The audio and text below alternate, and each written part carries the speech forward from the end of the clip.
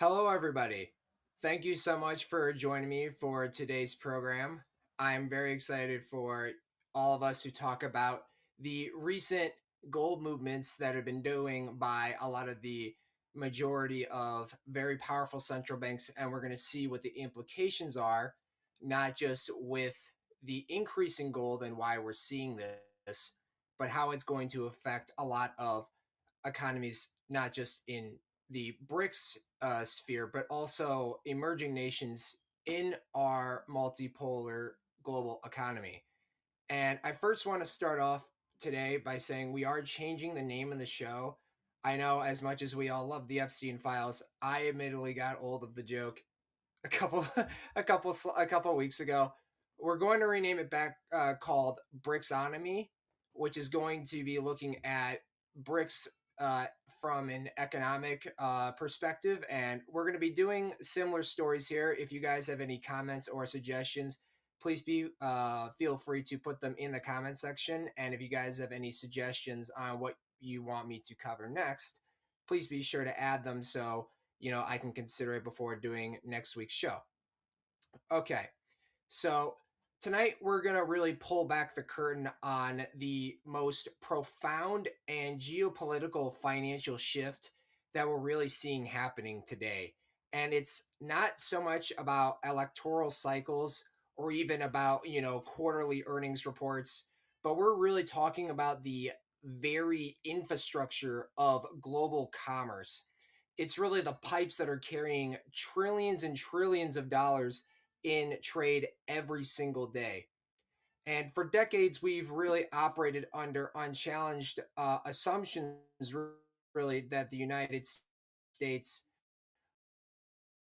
is going to be king and backed by a sprawling financial network that includes institutions like SWIFT, but really deep beneath the surface we're of this stability, we're really seeing the shifts, the tectonic shifts moving as central banks all over the world, especially those in rapidly expanding BRICS coalition, are building an entirely new system. And we're talking about a system not just designed to compete with the dollar, but to bypass it entirely. And at the heart of this architecture, they are going to be placing gold as the central asset in helping conduct this. Now, this is before we get into it, there is a lot of circulation going around when we're talking about a BRICS unit, and a lot of the promotion that we've been seeing about this sort of BRICS dollar, this BRICS unit as a means to, for uh, another way for BRICS to help de-dollarize, this really is a scam, really. A lot of the people publishing and really hyping up this sort of idea is coming from a lot of Western and also United States central and central platforms and things of that nature.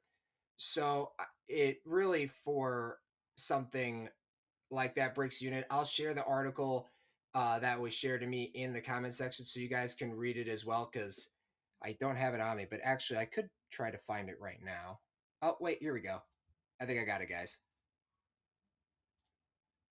This is really it's really important because it's just sort of another way that we're seeing a lot of the warfare in terms of information here, especially when we're talking about the BRICS, especially when it comes to de-dollarization.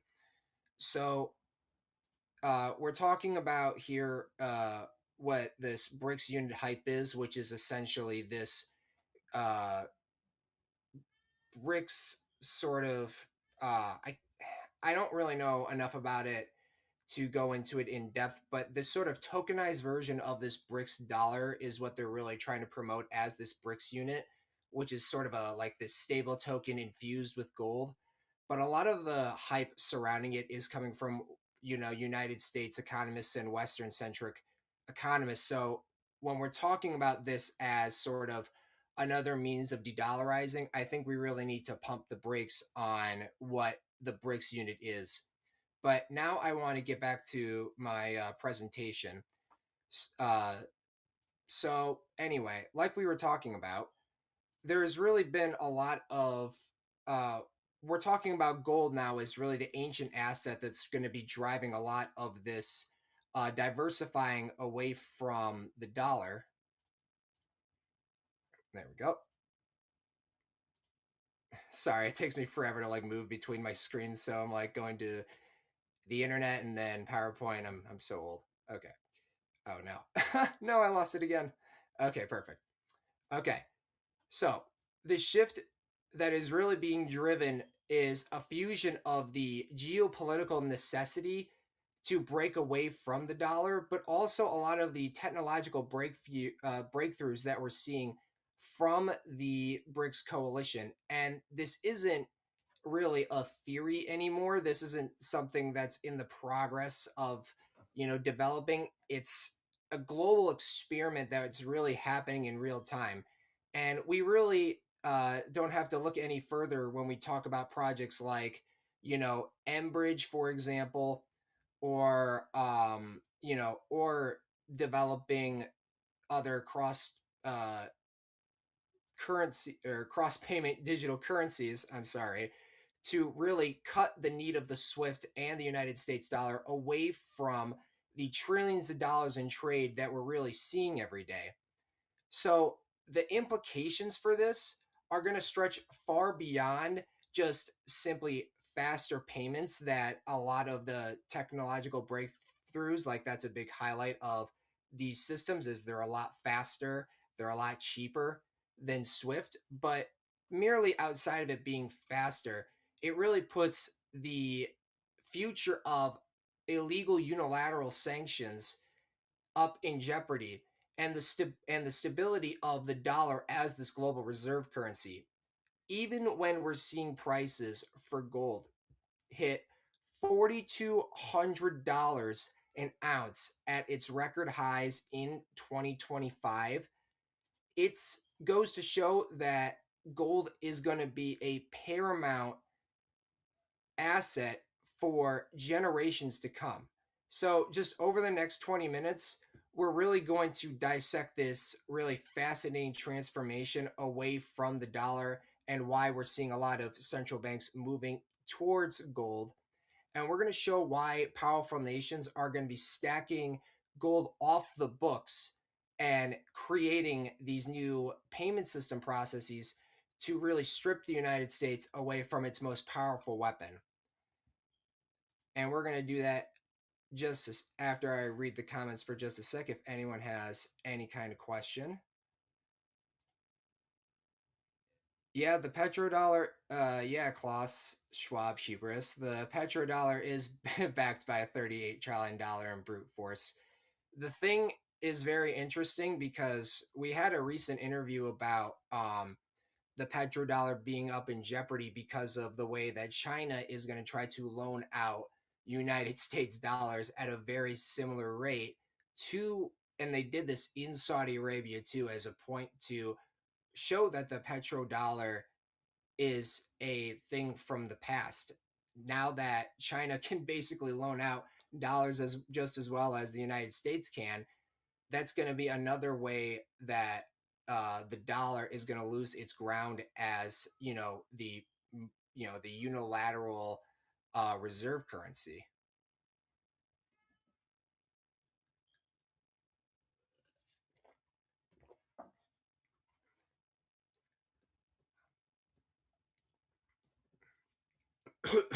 Sorry, guys. Drink water, but don't let it kill you. Okay, so without further ado, guys, let's get into this. Okay, so the headline coming out all over the finance world recently wasn't simply about AI earnings or really even inflation figures. It really was about a seismic movement in a single data point. And for the first time since 1996, the combined gold holdings of global central banks now has exceeded their holdings of United States Treasury securities. Now, let's think about this for a moment. After 3 decades nearly of prioritizing the dollar as the unipolar instrument of strength and the most powerful currency all over the world, the debt that the United States has basically earned and continues to stack on top of itself, it is now collectively decided that physically that gold is more essential than the dollar now to the backbone of the dollar system itself. And this crossover is no accident. It is the culmination of an unprecedented multi year gold buying spree. And so, what do I mean by that? So, since 2022, central banks globally have added over 2,000 tons of gold to their reserves. And that is the strongest multi year accumulation in modern history. In 2024 alone, we're talking global central banks have added approximately over 1,045 tons of gold, and this relentless buying is a major structural catalyst that are driving gold prices higher. And obviously, when we're talking about how high gold prices are, it's gotten to $4,300 by late 2025 when it was barely reaching $3,900 less than a year ago. This accumulation is also accelerating too. We're talking 43% of the central bank respondents in a recent 2025 survey intended to increase their reserve holdings of gold, and 95% expected central bank reserves to increase over next year. So this really just goes to show the fundamental weight and the fundamental shift that we're seeing in real time. This structural reweighting towards tangible assets is driven clearly by the weaponization of the dollar, and not just to diversify their portfolio, obviously. It's not just a hedge against inflation, but it's concerns over losing their monetary and political sovereignty. And for many nations, this shift is, a strategic response to a lot of the growing instability that we're seeing, because of the United States and their not just their monetary and fiscal policies, but also their foreign policies that BRICS nations in particular will always be feeling the ripple effects from, because the dollar has been the reserve currency, as we already know. So, according to World Gold Council data, nearly 2/3 of central bank purchases actually did not even report in like public reporting, such as like the IMF or these national disclosures. But this choice that they're not recording this is actually very strategic, because this way, by shifting away from paper assets like the United States Treasuries and onto physical assets, like we're talking, metals like gold and uranium in particular, like we were discussing last week. They're doing this off the books and strengthening their strategic and economic leverage over their own nation. They don't want to be held hostage by the weaponization of not just the dollar, but also the SWIFT system that the United States weaponized after Russia launched its special military option or operation in Ukraine. They've been doing this for years too, even before, you know, Pearl Harbor. There were, President Franklin D. Roosevelt actually withheld oil, about 90% of uh, oil to Japan, which Japan heavily relied on. So, you know, they've done this sort of asset seizure before. So, anyway, when we're talking about these massive changes of these record gold buying, how is this going to change the status quo of what we've had established since after the Bretton Woods system after World War II? So, currently the international monetary the currently the IMF has reached its peak maturity, and it's had a lot of fundamental shortcomings and a destabilizing potential that's rooted in being reliant on the United States dollar as its centralized financial infrastructure. So, to put this another way, the SWIFT system, which is the backbone of the dollar system, coupled with the problems that we're seeing with the IMF and being rooted in the dollar, it is all creating these massive vulnerabilities of the United States dollar and investing in United States treasuries in particular, which is causing and making other central banks diversify away and buy gold in response. This is why we're seeing the massive rise in demand in gold. And that's why it's going to continue to be increasing in demand and increasing in price too. This is really not a this is not a simple shift. This shift has been seismic and has been happening for years, and it is rooted in not being uh, held hostage by uh, United States unilateral sanctions. We saw recently that the European Union decided to essentially permanently freeze Russia's assets of, I believe it was over $300 billion, and is going to be using that to, you know, as part of a Ukraine reconstruction fund. But the point is that weaponizing the financial system, as we've already discussed, forces other countries, not just Russia, because other countries are watching too, to diversify away from those that are going to weaponize that system against them because they don't agree with their policies, essentially. So, when we talk about the reliance on the dollar and this sort of financial coercion, global banks have been pulling back from, certain banking in certain regions because of the cross-border banking and also the compliance and regulatory costs that we see with, United States banking institutions, and it leaves smaller economies that much more financially isolated, if that makes sense.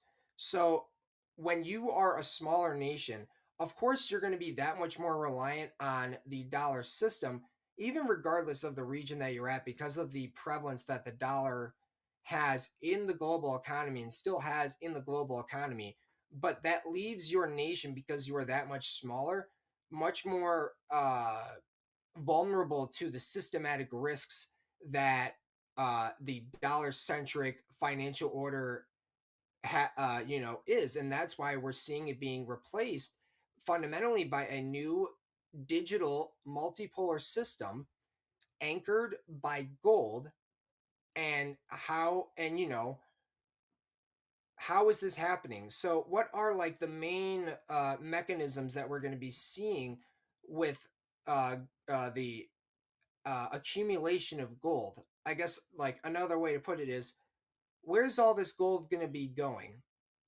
How is BRICS going to be developing this for cross-border payment systems and also other exchanges? So in this last part of today's presentation, we're going to go over two very important exchange programs, not just BRICS Pay. We talked about BRICS Pay last week, obviously, but projects like mBridge, but also the Shanghai Gold Exchange, that, based off the evidence we're seeing, are going to be very crucial for how gold is going to be used and traded. And we're going to discuss that in just a second.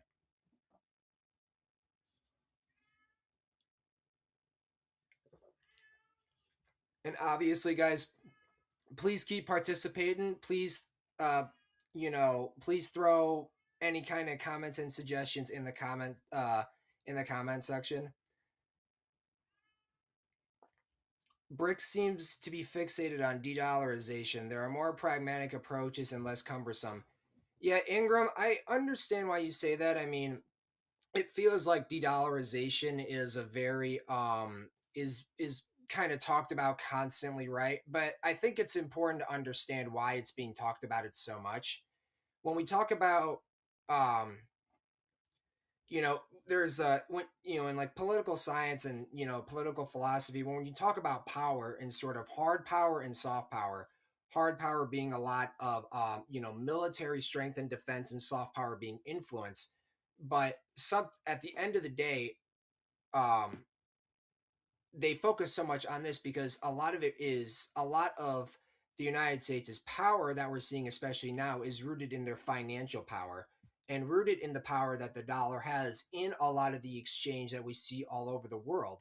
Because at the end of the day, you using their dollar and buying their debt enables their government to enact and do the policies that they feel that they need to do. And obviously, it's such a crazy tipping act and it's cumbersome because obviously a lot of countries and a lot of people don't like the United States' fiscal, monetary, and foreign policies, including myself. But if they try to move away too quickly, it will shock their national economy so hard it will spill it into a depression. And especially for these smaller nations, like we were just talking about. So that's why it's a crazy tipping act. And that's why it's important for a lot of countries to not align, not be, uh, you know, anti United States on everything, anti China anything, but to maintain relationships with both and maintain a balancing act, like we see with Vietnam, for example. They've been able to perfectly balance that relationship, even though they are diversifying away from the dollar, like obviously all the other countries are.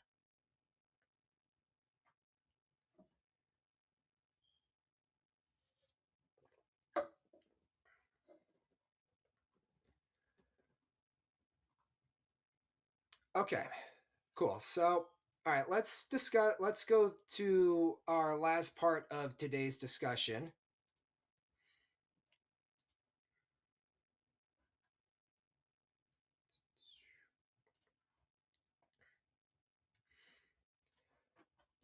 Okay, and this last part is going to be talking about the financial systems that are going to be leading this in the future. So, how is BRICS really spearheading this push, utilizing gold in this new multipolar era? So, the establishment of alternate financial instruments such as like a gold anchor digital trade settlement system like the unit, that is something we've been talking about, and that's something that we've sort of been just crushing the hype. Don't believe that hype right now because it seems like a good tool, but we've already discussed that it's being hyped by those that by Western centric economists and things like that. So just you have to really take it with a grain of salt. But the first one that I want to talk about is going to be the mBridge. So when we talk about the primary thing challenging it, uh, the multiple CBDC cross-border digital system, or not cross-border digital system, multiple CBDC mBridge. This is mBridge was developed by China, but also for the Bank for International Settlements, the Hong Kong Monetary Authority, the Bank of Thailand, the Digital Currency Research Bank of China, as well as the Central Bank of the United Arab Emirates. And most recently, the Saudi Central Bank joined as a full participant. So we have 23 central banks here at mBridge as members, including the Bank of International Settlements, and it incorporates 32 observing members. So already in of itself, it already has a very strong financial footprint, and explicitly designed to sort of streamline cross border payments and bypass the United States dollar system.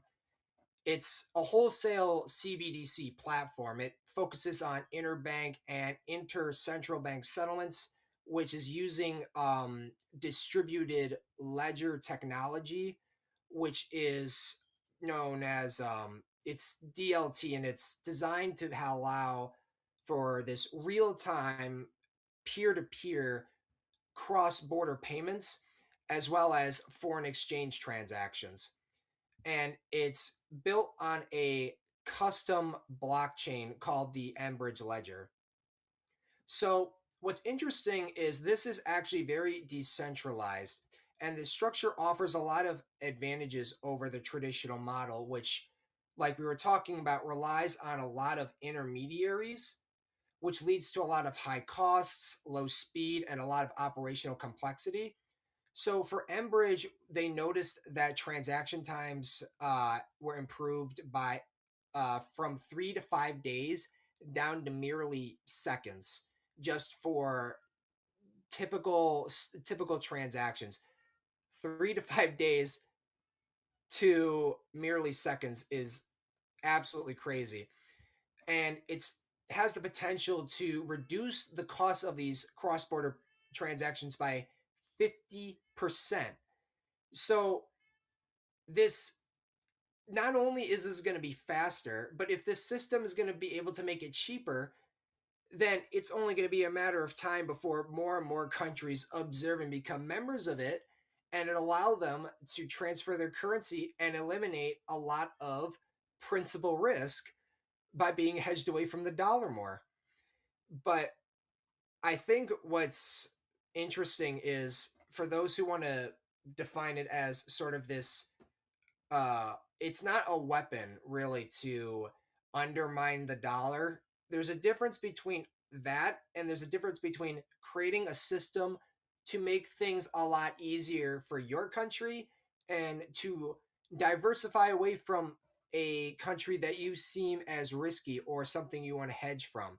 Just because the United States has the most powerful currency doesn't mean hedging away from them um, is cause for scandal.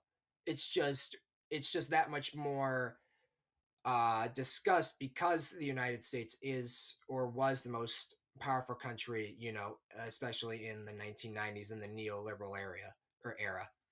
So all of these countries, the PBC, Hong Kong, UAE, Saudi Arabia, all of them allowing to bypass the dollar will allow them to also make settlements in Chinese yuan, which for China is a massive benefit for them, because not only are they going to promote their own currency, but they've also made it a lot easier for all these other countries to get in on this action.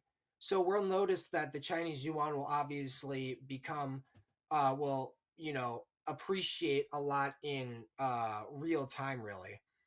So obviously, with its staggering efficiency, its costs. So how are we going to? Um, what is the other like sort of really important payment system? So when we think about how much and how is gold going to play a factor in this? So right now we're noticing that China and Russia in particular have around 20 to 21% of the world's reserves of gold. I had the sorry guys, I thought I had the yeah, here it is. Yeah.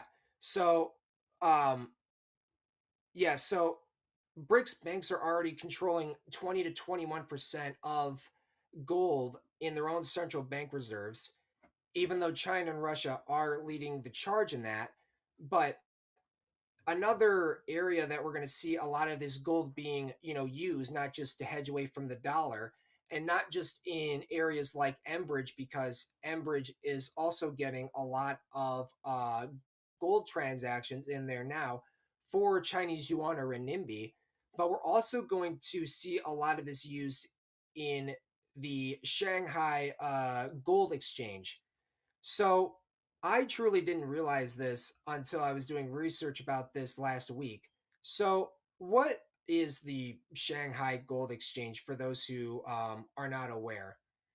So, it's being transitioned right now as sort of the largest gold exchange by volume.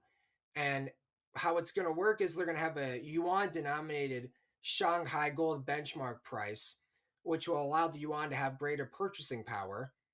And it will use this, it'll host foreign central bank gold reserves. So this actually is going to appeal to nations that are wary um of being sanctioned by the United States for looking the wrong way at them. And a lot of the accumulation of gold is going to be used to help uh, to store gold in China to protect what to protect these countries' assets to be frozen by Western countries. I think when we're thinking about all of this gold and all of this accumulation of gold, sure, BRICS has 72% of the rare earth minerals, 70% of cobalt. It's trading, the yuan and the ruble are nearly completely bilaterally traded in their own currencies. The thing that really galvanized that and the thing that really is shifting towards using gold because it's a universal system or universal show of wealth, as we want to call it, is because of the asset seizure by the West. It's not just a diversity thing. And the risk of continuously being reliant on the dollar has forced countries like Saudi Arabia that is that have defense agreements with the United States and had the petrodollar that we talked about. They're a big part of this mBridge project too because they don't want to be succumbed to the political risks, and they don't want to have their oil seized or their assets seized by the United States. So this infrastructure, like the mBridge project, but also positioning the Shanghai Gold Exchange from being the biggest gold exchange by volume, is where a lot of this gold is going to be going, especially for a lot of these foreign central banks because they uh, because for China, they will also position themselves to hold a lot of these foreign central banks gold through this exchange. You know, uh, I believe Venezuela has their gold held by the United Kingdom, for example, and when they tried to get their gold back, it was refused because they were running counter to what the United States' policies are. And they think China, because of their attitude and how they want to position themselves in this multipolar era that will be led by the countries in BRICS and also the global south, that they can be the destination for this gold. Gold is leading towards the east in numbers. And now, for the first time in the last 30 years, they have more gold now than United States treasuries. And snipping away from the reliance of the United States and the United States' policies will benefit BRICS not just from having and using gold in a not political manner in terms of asset seizure, but also to hedge away from the risk that the dollar brings and promote a system that it cannot be politically captured by using projects like mBridge and projects like BRICS Pay and projects like the New Development Bank and everything like that that is used. That gold will be the number one weight in terms of the assets. And this is why gold is going to be the paramount asset for the future. So that is all that I wanted to cover today. I hope you guys found this discussion really interesting. I'm sorry that I couldn't get as much into the mBridge as well as the gold exchange, but we can cover that more in another segment. But in the meantime, I do want to thank you guys so much for joining me today. Please be sure to hit like and subscribe if you want to see more content like this. And if you guys have any suggestions, please be sure to include them in the comment section. And in the meantime, guys, have a great rest of your evening, and I will talk to you again all soon.